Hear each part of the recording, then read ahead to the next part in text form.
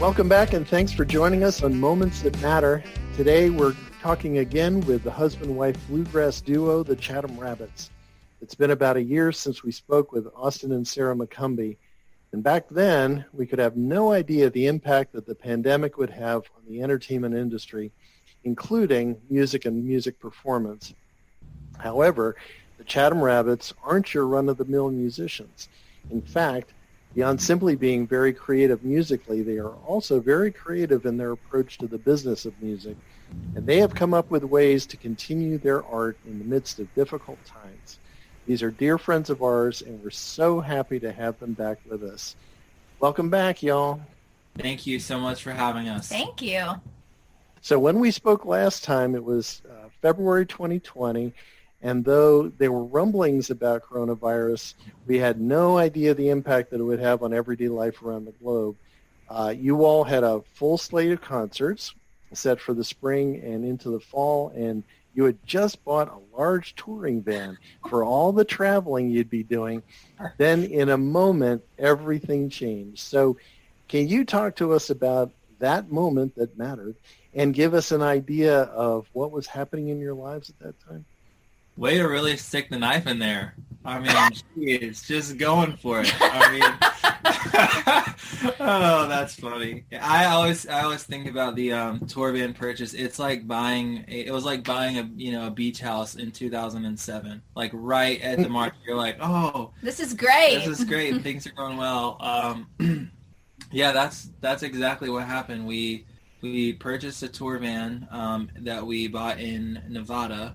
And we flew out there, and we had a 4-week-long tour on the way home. And going out there, we had heard about the coronavirus, but there was probably 2 people in the entire RDU airport that were wearing masks, and those were the weird people. Mm-hmm. And so we were like, oh, wow, people are really taking this seriously. This is interesting, but, still not even thinking about it affecting us. And then it was about halfway back. We were in New Mexico. And it was the only night of the entire trip that was rainy. It was a nasty night, and we were staying in the parking lot in our brand new fancy tour van, and we woke up. I guess the time change or the time zones were different, and it was like 2 a.m., and our phone was just exploding with cancellations. Basically, the entire year was canceled, and we were just sitting there staring up at the roof, laying in our tour van. We were like, oh my gosh, what are we going to do? Yeah, like this was the worst purchase, worst timing, like what the heck have we done? And that was definitely a very pivotal moment, that particular night that Austin's talking about with the rain and the cancellations and everything, because that was like we will forever look back on that night and like our lives changed in, some might say, a very bad way. Yeah. But it was just like it got very real very fast for us. So yeah, that's where we were. I guess that's like March, 16th or 17th of 2020, and we bought this van on March 6th. And so great timing. And that does happen. But in a sense, life goes on because you had planned to release your album, The Yoke is Easy and the Burden is Full, and you did. So let's talk about what did happen. What was the reception like for the album? Well, we really debated on, first of all, we'll get to it later because I know you're going to ask some questions about it, but that was kind of the beginning sort of problem into the story. There is a positive resolution that happens later. Part of that is the release of the album, which is we talked about we were supposed to kick off a tour with our biggest show ever, 3,500 capacity at the Carolina Theater of Durham. And we had sold about half of it out at the time. and we were like, should we just cancel everything and just postpone this album?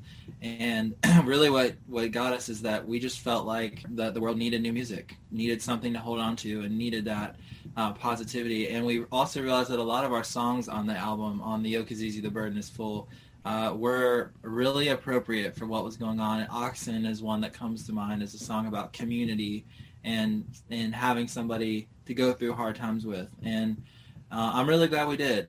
I'm really glad. It was, sometimes it's a little hard to gauge the reception because we have not played the album out with our full band at a normal venue.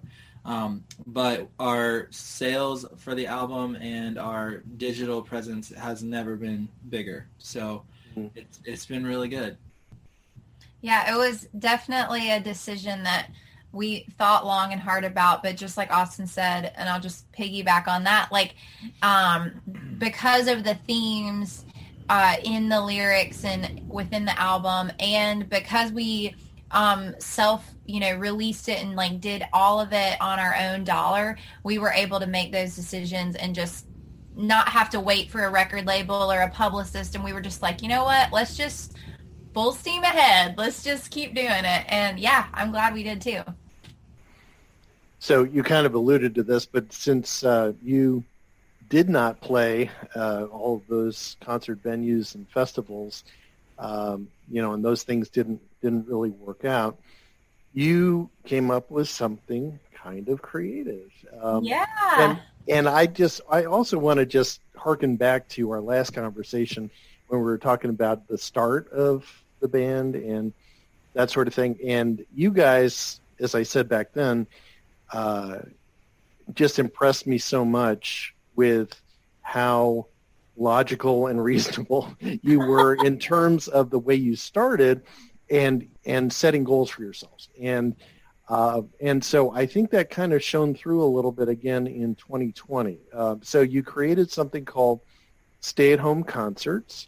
And so can you kind of describe what that was like and how that worked with the album? Yeah. So at a moment when we just bought this van and we should not have made any more purchases, we came up with an idea and we said one more purchase. And so we bought a flatbed trailer, a 10-foot flatbed trailer that we could pull behind the van. And the van was equipped with solar panels and a battery system that could run our whole sound system off the grid. And kind of the way to really sum it up and put it in a way that people understand is that we basically became a musical food truck. So we have the entire rig, and we were able to go to people's neighborhoods and bring a fully live concert experience from the safety of their front doorstep during the heart of the quarantine time. And we tried this concept out in my parents' neighborhood in Johns Creek in Wilmington, and which you're very familiar with. Yes, I am. And it was very successful, and we had a film crew come out, and then we posted on YouTube the video of it and on Instagram and Facebook, and just said, if you're interested in us coming to your neighborhood, here's our email address, email us, and we'll try and work it out. And we were thinking, look, if we get 20 people, we will be happy. We just want to do something, even if just for fun. We weren't even thinking about this as a career saver at the time. And within a week, we had 400 submissions from people all over the state. So it was wild. We actually had to hire Sarah's cousin to be our tour manager for the stay-at-home tour, and we organized it through, and you'll love this, a couple different spreadsheets, and we categorized them basically in a red, green, and yellow category of red just being what we absolutely couldn't do, whether it be because the neighborhood had too many hills or not enough houses close together. Yellow were the maybes, and the greens were this is a definite, we definitely want to do this. And that's what we did this summer is we played these shows for people, and it was honestly probably the most rewarding thing we could have done because people really were craving live music. Yeah, it was such a wonderful experience. It really was. We did 95 of them this summer. So we were very busy. And within each neighborhood, so we did 95 different neighborhoods, but within each neighborhood we would normally do 3 to 5 mini concerts within it. So we're really hoping that that these concerts that we did with the Stay at Home tour this past year, and we'll be doing them again in 2021, we're really hoping that when things are back to normal, that it will really result in some grassroots like fan building that will carry over to ticket sales in real venues and album sales and that sort of thing. So we're already seeing, our membership on Patreon, people supporting us there, and people joining our mailing list and just doing stuff like that. So that's been really encouraging. And I'm just so glad we found something productive to do with our summer, because I think we would have gone crazy. Yeah. And there's so many people that did like live streams and virtual concerts, and we did go down that path for a little bit, but I'm really thankful that we found a way to still have that personal experience, because I would say that's probably our biggest strength as a band, connecting with people in that moment, and I just wasn't willing to give it up. And just to be clear, I guess for our listeners who are not particularly local to where we are, where were these concerts mostly happening? Yeah, that's a great question. So all of the Stay at Home tour concerts were in either like residential areas of like towns or cities, around blocks and like little areas of little chunks of houses, or in like suburban neighborhoods with cul-de-sacs and parks and, maybe a community pool or something like that. And pretty much all within the triangle in North Carolina, like Raleigh, Durham, Chapel Hill, and then we did some in Wilmington. And then Greensboro, Winston-Salem, High Point, those areas. We had some big kind of pockets where we were able, some days we would hit multiple neighborhoods, because we're going to Winston-Salem. Let's try to visit as many as we can. And It was great. Yeah. And that's been such a challenge during 2020 for anyone, even somewhat artistically inclined, that gets their, makes their living that way. So anyway, I've been super impressed with that. Well, what would you say was the best and worst of 2020 for you guys? I would think that for me, the worst was the obvious, like the initial blow. Like that was the worst. It was like there was a moment where we truly thought, we are not going to be able to do this anymore. And what are we going to do? We're going to, even going back to a normal job, which we were willing to do if we had to, like even that would have been hard to do during the midst of all this, and there was a moment where I was like, we need to sell. It was kind of going through like, how can we sell our van? What can we, just the uncertainty of that.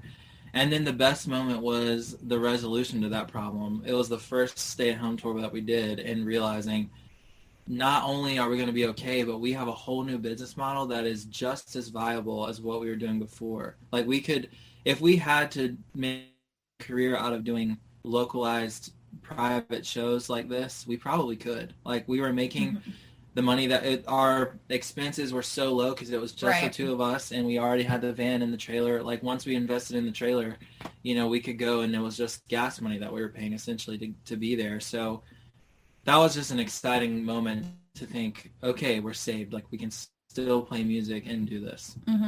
I think I would also agree about the worst part of 2020 was the initial finding out. And this is like purely selfish, but since I do all of our booking and had all this stuff lined up, I was particularly bummed that everything I had worked on was in scheduling, and all that mess was just down the drain. So that was definitely a really hard, tough pill to swallow. But the stay-at-home tour and releasing The Yoke is Easy, The Burden is Full, two of the best parts. But I think the other really great thing, and I think that this ties into the theme of this podcast and moments that matter, is just learning to, or realizing how important it is to just slow down, be grateful for what you have, and stop trying to so aggressively get to the next level, and just notice the good stuff that is happening in your living room, in your on your walk to the mailbox. And for somebody like me who's go, go, go, how much can we accomplish? Yeah. That has been a really, really important thing for me to step into and to I notice. realized having that time comes with a lot more pain and suffering than it did for us. So I'm really thankful that we've been able to have that time and still make a living, but I know that's not the case for everybody. Mm-hmm. Yeah, we feel extremely, extremely grateful and very, very privileged to have been able to stick this whole thing out so far. Awesome. Love everything about you guys. I love you both. I love the music you make. You're now so green friendly because you've got these solar panels. You can go anywhere and do everything. That is amazing. And I think for anybody who's followed you guys on social media, they've seen that you have made this year full of these little moments that matter. And I love the mask that you wear. I just have a picture here. The good things outweigh the bad. I feel like that's such a message for this last year. So personally, for anybody who's followed you on social media, there were some really exciting moments, including a birthday present that may have been the best birthday present ever. Would it be okay if I ask what went on behind this amazing birthday present? Oh my gosh. Great question. It really was my best birthday gift I've ever received. So we live in rural Chatham County, North Carolina, and on our property, we have 11 acres of pastures that our neighbor helps us out when we're on tour in exchange for putting cows on our land. And I got very attached to one of the cows. I thought this arrangement would be really great, he keeps his cows, he keeps up our land. What I didn't realize is that Sarah would name all of them and fall in love with them all. That really backfired. Yes. So one of these cows that I started getting really attached to at the beginning of quarantine, because we were home and I was just out there feeding her and petting her all the time. I just fell in love with her and found out that in a couple of months she was going to be going to slaughter. So I was like, how much for the prime rib? No. So I said, okay, I'm going to surprise Sarah and I'm going to see about getting this cow. And so I reached out to the farmer who leases our pasture, and I basically made an arrangement with him. I said, look, we'll buy this cow from you, but I'm only interested in that if you will just consider her part of your herd and kind of continue to take care of her. And, if you breed her one day, the calves could be yours and that sort of thing. So we had this little arrangement. We worked something out. And I bought the cow, and Sarah did not know this. And so I had this really grand idea. There's this TV show called Bless This Mess. And the TV show is about these millennials who are from New York who inherit this farm, and they try and be farmers, and essentially they think it's going to be really cool, but they're complete amateurs. And I can now relate to that because of this next part of the story, which is that I thought the best way to reveal this cow and that I bought this for Sarah would be to write a letter from the cow's perspective, basically saying, hey, Mom, I'm going to be yours forever, blah, blah, blah. I'm not going to be a filet mignon or whatever. Yes. And so I wrote this very cutesy letter, and I thought, I'm going to attach it to the cow's horn. It's got horns. It's a half longhorn. So Sarah's coming down the driveway, and I'm panicking. I was like, okay, I have this letter. How am I going to attach it to the cow's horn? The only thing I could find in a pinch was some picture frame wire. I was like, perfect. I'll just, twist it on the cow's horn. So I get out, run out there. The letter's on the cow horn, and Sarah's coming down the driveway. So I attach the letter to Cersei's horn, and I look back for 1 second to greet Sarah as she's coming down the driveway. He's like, yeah, waving at me, I'm waving so at her. happy. Then I turn around, and the letter is already half eaten, and the cow is just chomping on that letter. It's on the ground, and by the time Sarah gets down the driveway, no more letter. And I'm like, oh, wow, that was complete amateur hour. Sarah gets out of the car. I'm like, I'm really sorry. I had this whole plan, but this is your cow, Happy birthday. And then it dawns on me that the cow also ate the picture frame wire.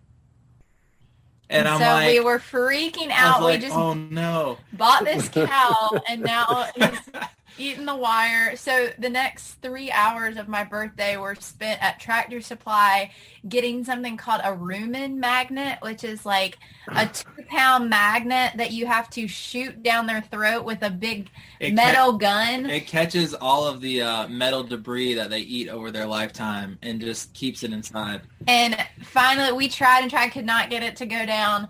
Finally, Austin was like, I need a break from this. And I went out there and just calmed her down with my cow whispering skills. And I finally got that huge magnet down her throat. She's been fine ever since. So that was a huge mess. But and a long story, but that's the background story on Cersei the cow. That was so much better than I could have imagined. The name Cersei means something, doesn't it? Yeah, so in my family growing up, on my mom's side of the family, they always use the term Cersei to talk about like a party favor or a hostess gift or like a little treat. And so I just started calling her Cersei because she was my birthday treat. A lot of people think she wasn't a little treat. Yeah, though. She's a big honking. You could ride her around. 600-pound treat, but she's so sweet. Like, I'm obsessed with this cow. I love her so much.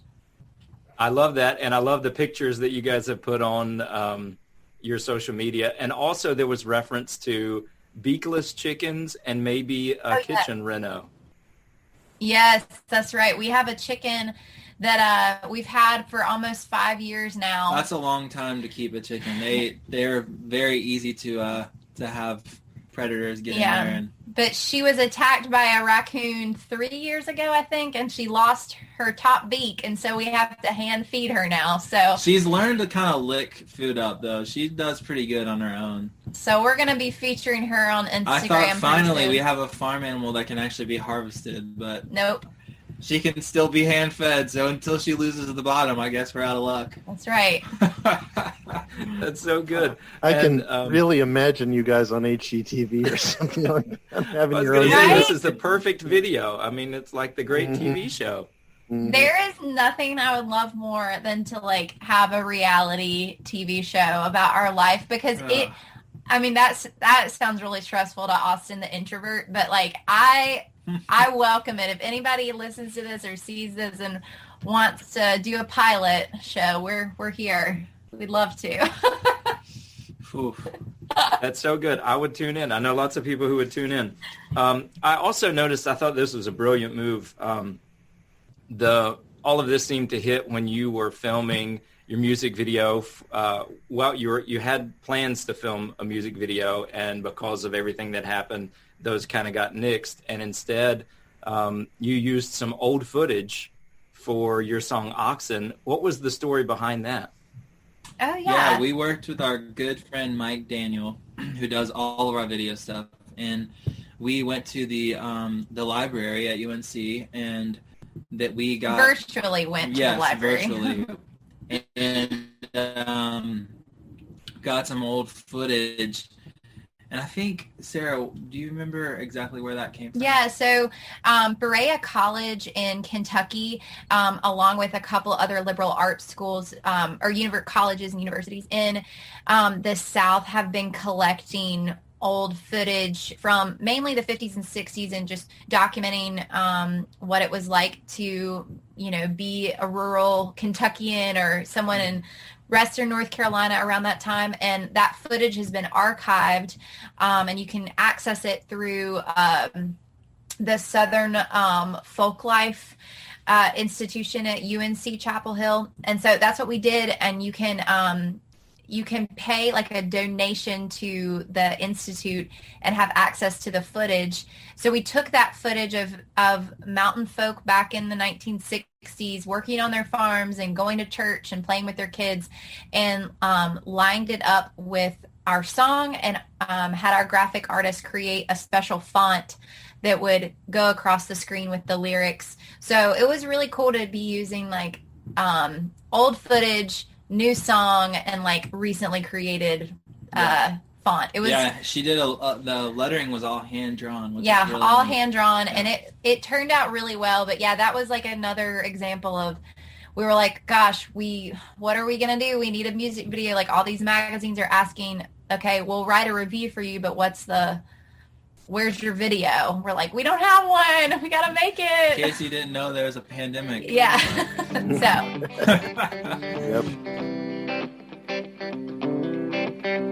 Thanks for listening to Moments That Matter, a podcast that looks at the moments in our lives that come along from time to time that have consequences long after the moment, especially those moments that have to do with the choice of vocation. In his book, Let Your Life Speak, Listening for the Voice of Vocation, Parker Palmer speaks of a clearness committee in the Quaker tradition, wherein a group of older, wiser people ask questions of someone considering a life choice as a way of clarifying the next step. We may not meet with a committee about these big decisions, but we all have these critical junctures in our lives, which we can think of as clearness committee moments. We need to pay attention to these moments because they are profound and potentially life-altering. We'll relay stories from our lives and interview others about theirs, especially noting the clearness committee moments, those we choose to recognize and those that were sadly ignored, those decisions that were made with God in mind and those that were not. Our hope is that these podcasts will cause you to think of the same kind of moments in your life with new clarity.